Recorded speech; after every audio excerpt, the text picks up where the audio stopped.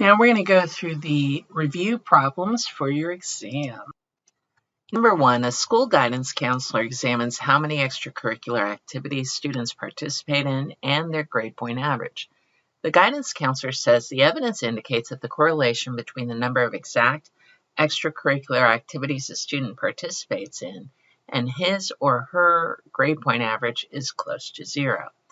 So zero correlation means that there is no linear relationship between the number of extracurricular activities and a student's grade. That said, there could be some other type of relationship, so you really need to look at the scatter plot before coming to any conclusions. Number 2, an AP statistics student designs an experiment to see whether today's high school students are becoming too calculator dependent. She prepares 2 quizzes, both of which contain 40 questions that are best done using paper and pencil methods. A random sample of 30 students participates in the experiment. Each student takes both quizzes, one with a calculator and one without, in a random order. To analyze the data, the students construct a scatter plot that displays a linear association between the number of correct answers with and without a calculator for the 30 students. A least squares regression yields the equation calculator score, predicted calculator score, is negative 1.2 plus 0.865 times the pencil score, with a correlation of 0.79. Which of the following statements is or are true? Number 1, if the student had used a calculator as the explanatory variable, the correlation would remain the same. That is true. That is true. So correlation doesn't change when you switch the explanatory and response variables. And you could argue that calculator can be explanatory. If we know how you score with a calculator, we're pretty good. We know that you're going to score higher than that with a pencil, or we're pretty sure based on the model. Number 2, if the student had used calculator as the explanatory variable, the slope of the least squares line would be the same. Well, in this case, the slope would be positive. It's a positive relationship, but it doesn't mean it's going to be 0.865. Slope almost always changes when you swap variables. Number 3, the standard deviation of the number of correct answers on the paper and pencil quizzes was smaller than the standard deviation on the calculator quizzes. So there is a relationship. What do we know here? We know R, we know the slope. Well, there happens to be a formula on your math chart that relates a slope with correlation with standard deviation for Y and X. So we're going to go ahead and substitute in both our slope and our correlation. Now I'm going to divide both sides by 0.79. Now, hopefully you can see that the standard deviation for a calculator has to be bigger than the standard deviation for pencil because this number is going to be greater than 1. All right. You can also say the standard deviation for a pencil will be less than that for a calculator. Now, don't think that that's the standard deviation. It's just the ratio of these two is the same as that ratio. The standard deviations could be greater than 1 for all we know. Remember, this is a correlation that can be never bigger than 1. And this is your slope. So those are not the actual standard deviation. So please don't confuse those. So this tells us that 3 is a correct statement and 1 is a correct statement. So 1 and 3. Problems 3 through 5. Scientists examined the activity level of 7 fish at different temperatures. Fish activity was rated on a scale of 0, no activity, to 100, maximal activity. The temperature was measured in degrees Celsius. A computer regression printout and a residual plot are provided. So this is the residual plot. Notice that the horizontal axis on the residual plot is labeled fitted value, which means the same thing as predicted value. So, first of all, they ask, what is the correlation between temperature and fish activity? Well, first of all, we don't get correlation on the computer printout. It gives us R squared and R squared adjusted. Now, we do not do this one. This is when you have multi-variables going on, more than the 2. So like if we did temperature and who knows what else. Magnetic field, I don't know. all right, or amount of food they ate. So we ignore this one. We don't use that one at all. But R square, that is the one we use. So correlation is R. We need to take square root R square and then check the sign. So taking the square root of this, always change it to a decimal. We get 0.95. Now I have plus or minus to remind me that I need to double check what the sign should be. Well, the sign is related to the slope, so here's the R square, which we have, and let me go ahead and highlight right here. This is the slope right there, okay? The slope is negative, so that means that the correlation has to be negative, so our answer is B. Number 4, what was the actual activity level rating for the fish at a temperature of 20 degrees Celsius? So we're going to go ahead and calculate predicted, which remember is the fitted value. So predicted is going to be, well, I have to create the model, which means I need to look at the slope. Remember we said this was the slope last time. This is your y-intercept or your constant, all right? So we're going to create an equation with that. And here's our equation. At predicted activity, when you have that hat on it, it says predicted, equals your y-intercept. And in this case, because the slope is negative, we say minus 3.2167 times the temp. And we substitute in the temp, and we get the predicted activity is 84.286. Well, if we go to that point, so it's slightly before 85, right? It's this point. So this tells me the residual. What's the residual? Well, first of all, this value is approximately 3. But there is a formula for residual, which is actual minus predicted.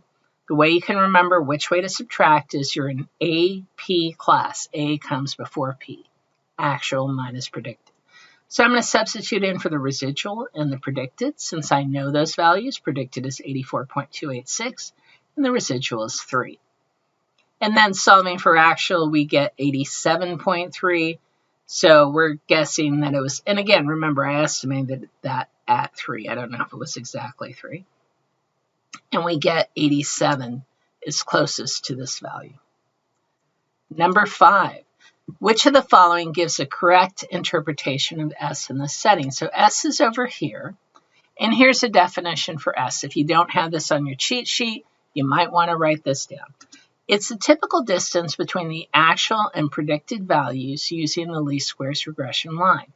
So here, this is talking about slope, right? And actually, it would be wrong because it's predicted to decrease, right? So activity should be, for every 1% increase in temperature, 1 degree increase, fish activity is predicted to increase. No, it's actually predicted to decrease. And not by this amount, it's predicted to decrease by that amount, 3.2167, whatever that gauge is. It is not the typical distance of temperature readings. That would be the standard deviation for that. It's not the typical distance of activity level readings. That would be the standard deviation of Y. So this is the standard deviation of X, standard deviation of Y. Neither one of these is S. At a temperature of 0 degrees, this model predicts an activity level of 4.785. That's actually your constant, your y-intercept. It would be 148.62. What it does do, it is the typical distance of the activity level ratings of the actual activity level ratings from the least squares line, okay? Number 6. Which of the following statements is not true of the correlation R between the length in inches and the weights in pounds of a sample of brook trout? So, R would not change if we measured the lengths of trout. So first of all, we're looking for not true, all right? And I'm going to look at an A and B at the same time. It's nice to remember that R is without units. It's not impacted by the units of measurement. So both A and B are true. So, but we're looking for not trues. C, R must be a value between -1 and 1. Yes, that's true. Check the activity we did on the F1 day with the produce types and incomes, and we said R has to be between -1 and 1 inclusive. D is false. R is without units. It's not measured in inches, all right? And then E is true. If longer trout tend to also be heavier than R, the correlation is positive. That would mean a positive slope, and that as length increases, so does the weight. And this would be true if longer trout also tend to be heavier, which kind of makes sense, actually. So our correct answer, in a way, our not true answer is D. Number 7. The scatter plot shows a relationship between the number of people per television set and the number of people per physician for 40 countries, along with the least squares regression line. In Ethiopia, there were 503 people per TV and 36,660 people per doctor. A scatter plot shows a relationship between people per TV and people per doctor. The marking on the horizontal axis labeled people per TV starts from 0 and ends at 600 with equal increments of 100, and the marking on the vertical axis labeled people per doctor starts from 0 and ends at 40,000 with equal increments of 5,000. An upward slanting line is shown from the point 0, which extends up to the point 17,500 on the vertical axis.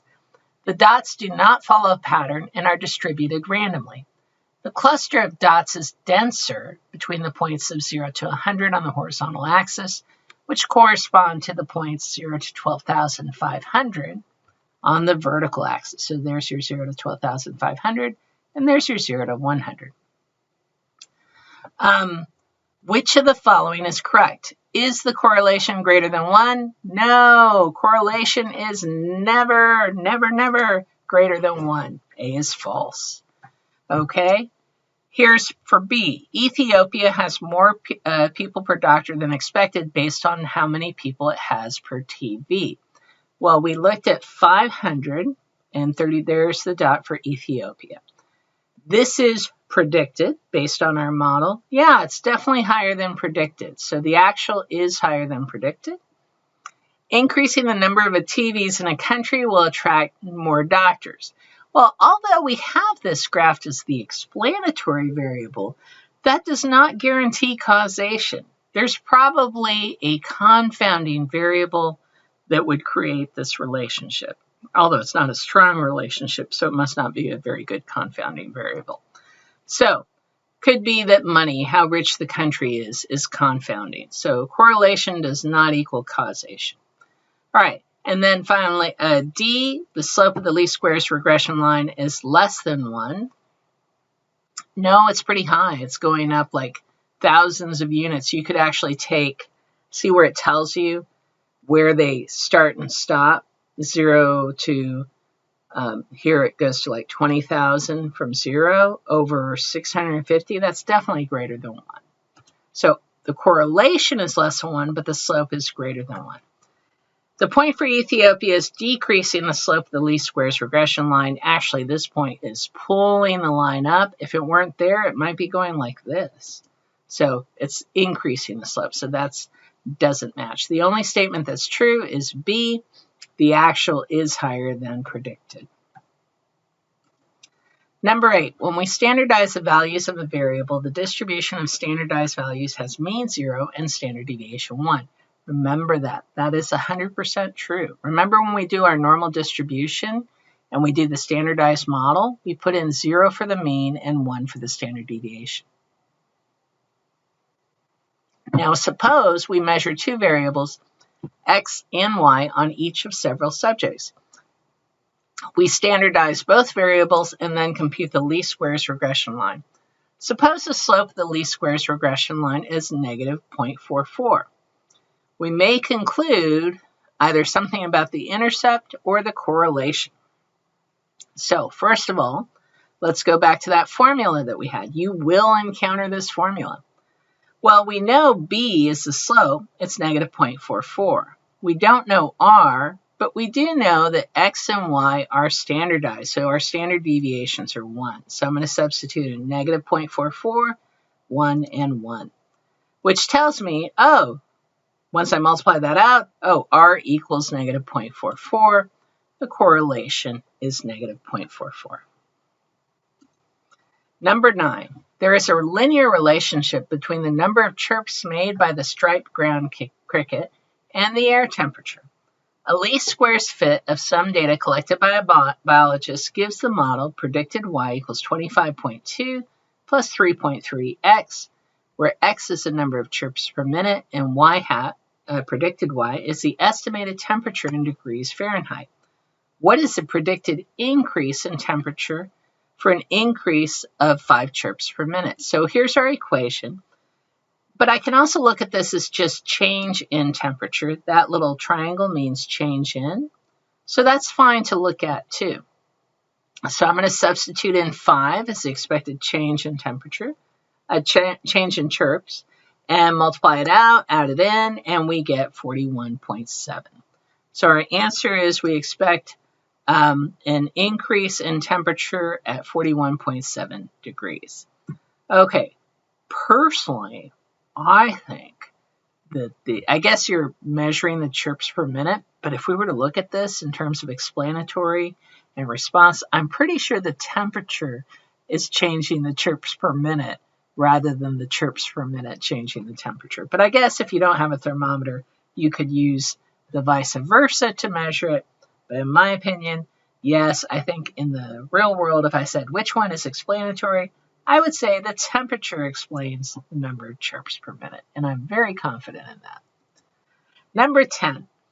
The first scatter plot shows the lean body mass and metabolic rate for a sample of 5 adults. For each person, the lean body mass is the subject's total weight in kilograms less any weight due to fat. The metabolic rate is the number of calories burned in a 24-hour period. Because a person with no lean body mass should burn no calories, it makes sense to model the relationship with a direct variation function in the form y equals kx. And you physics students are probably going, hey, that looks like a spring constant. Maybe. All right. Models were tried using different values of k. The sum of the squared residuals was calculated for each value of k. Given it is the second scatter plot, this one showing the relationship between the sum of squared residuals and k. Well, according to the scatter plot, what is the ideal value of k to use for predicting metabolic rate? Well, we want to minimize the sum of squared residuals. So the best fit is when the sum of squared residuals is the lowest. And that appears to be that point right there, which means k should be somewhere from 30 to 32. D would be a good choice, 31, all right? So it's lowest when k is between 30 and 32. We'll choose 31. Number 9. There is a linear relationship between the number of chirps made by the striped ground cricket and the air temperature. At least squares fit of some data collected by a biologist gives the model y hat equals 25.2 plus 3.3x, where x is the number of chirps per minute and y hat is the estimated temperature in degrees Fahrenheit. What is the predicted increase in temperature for an increase of 5 chirps per minute? So let me go ahead and write down the equation, 25.2 plus 3.3 chirps per minute. Now they're just asking for the change, and the change only has to do with the slope. So we're going to ignore the y-intercept here. It'd be really tempting. In fact, I fell for it. I included the y-intercept, but the new one is going to have the same y-intercept, and when you subtract them out, this piece right here, let me go ahead and get my pointer. This piece right here is actually going to, as we say, cancel out, because you're going to have your y2 with its one value and your y1 with its other value, but both of these have a 25.2 built into them. So we're just really looking at the change, so really just looking at the slope. So, hold on one second. And so when we plug in, what we're going to do is we're going to plug in the value. And here, give me 1 second. I have a wrong value in there still, 16.5. So we have, actually, there we go. We plug in the 3.3, multiply that by 5, and that gives us 16.5 degrees. Number 12, a botanist found a correlation between the length of an aspen leaf and its surface area to be 0.94.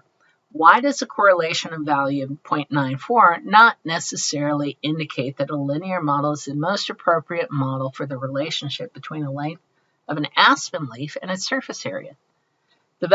Choice A says the value must be exactly 1 or -1 to indicate a linear model is the most appropriate model. All right. No, it doesn't have to be all the way to 1 or -1. 0.94 might be a beautiful linear fit, but how do you know? You got to check the residuals.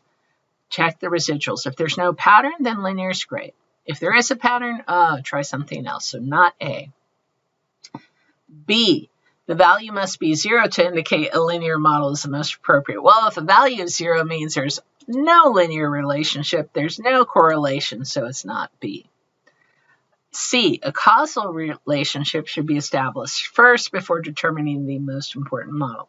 Actually, you can have a model between two variables where one of them is not the causal of the other, and it could be there's a confounding variable that's causing both to change in the same way.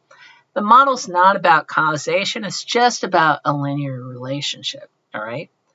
D, the value of 0.94 implies that only 88% of the data have a linear relationship. Actually, that 88% of the variation, not the data points of the variation, is explained by the linear model, so it's not D. Even with a correlation value of 0.94, it is possible that the relationship could still be better represented by a nonlinear model. That is correct. You can get a very good correlation even though it is not linear. For example, it was sort of like this. You could probably get a pretty good relationship even though there's sort of a curve on it. So E is the correct answer here. Number 13. The height H and collar size C, both in centimeters, measured from a sample of boys, were used to create the regression line. Predicted collar size equals -94 plus 0.9 times their height in centimeters. This line is used to predict collar size from height, both in centimeters, for boys' shirt collars. Which of the following has no logical interpretation in context? The predicted collar size of a boy with a height of 140 centimeters. Well, assuming 140 centimeters is a reasonable height for a boy, it should be fine, all right? The intercept of the regression line, I think that means the y-intercept, by the way, it's -94 centimeters, and we would have a boy of 0 centimeters tall. Not likely, all right? So it's probably B is our answer. C and D, the H values and C values in the sample, those are actual original values in the sample. They're fine and they don't defy logic. And the slope of the regression line is fine. It explains the expected change in in collar size when the height is increased by 1 centimeter. So go ahead and switch those two. All right.